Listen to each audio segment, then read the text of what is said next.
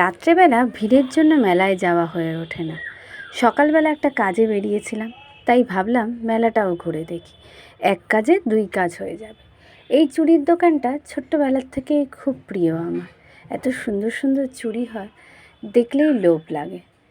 দাম অনেক বেশি, কিন্তু তাও দেখলে লোভ লাগে। তোমরাই বলো, কি সুন্দর সুন্দর চুড়ি না এগুলো। Hello my lovely viewers, good নুন। আজকে ব্লগটা আমি এখান থেকেই শুরু করছি। সকাল থেকে ব্লগ দেওয়া হয়ে ওঠেনি নানান কাজের জন্য, তাই ভাবলাম একটু মেলারই ব্লগ করি। এই দেখো কি সুন্দর সুন্দর টেস্টি টেস্টি সব আচার, দেখলেই জিভে জল আসে।